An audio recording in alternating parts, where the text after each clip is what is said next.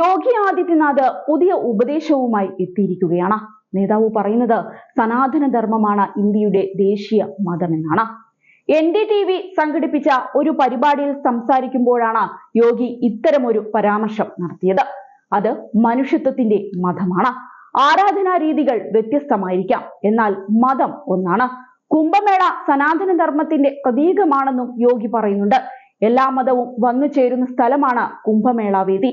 സംസ്കാരവും വിശ്വാസവും ഇവിടെ ഒന്നു ചേരുകയാണെന്നും അദ്ദേഹം എടുത്തു പറയുന്നുണ്ട്. എല്ലാ വർഷവും ജനുവരി 14 മകരസംക്രാന്തിക്ക് എല്ലാവരും സ്നാനത്തിനായി എത്തുന്നു.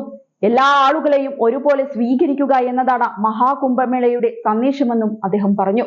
1.5 നൂറ്റാണ്ടിനിടെ ഒരിക്കൽ മാത്രം സംഭവിക്കുന്ന ഉത്തർപ്രദേശിലെ പ്രയാഗ്രാജിൽ മഹാകുംഭമേളയ്ക്ക് ജനുവരി 13 തുടക്കമായത്. 45 നാൾ നീളുന്ന മേളയിൽ 40 കോടി തീർത്ഥാടകർ എത്തുമെന്നാണ് പ്രതീക്ഷിക്കുന്നത്.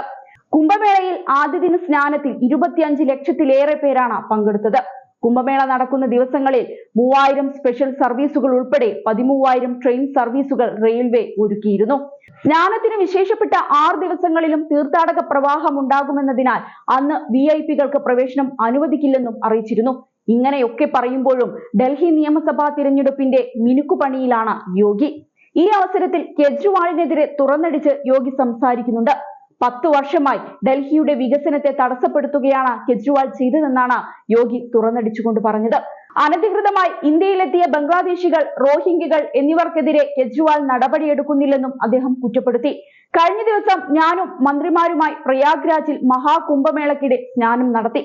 ഡൽഹിയിലെ യമുന നദിയിൽ ഇത്തരത്തിൽ കുളിക്കാൻ കെജ്രിവാളിനും മന്ത്രിമാർക്കും ധൈര്യമുണ്ടോ എന്ന് യോഗി ചോദിച്ചിരുന്നു. ഡൽഹിയെ കെജ്രിവാൾ ഒരു മാലിന്യ കൂമ്പാരമാക്കി മാറ്റിയെന്നും അദ്ദേഹം തുറന്നടിച്ചു. ജനങ്ങൾക്ക് ശുദ്ധജലം, വൈദ്യുതി, സബ്സിഡി എന്നിവ നൽകുന്നതിൽ ഡൽഹി സർക്കാർ പരാജയപ്പെട്ടു.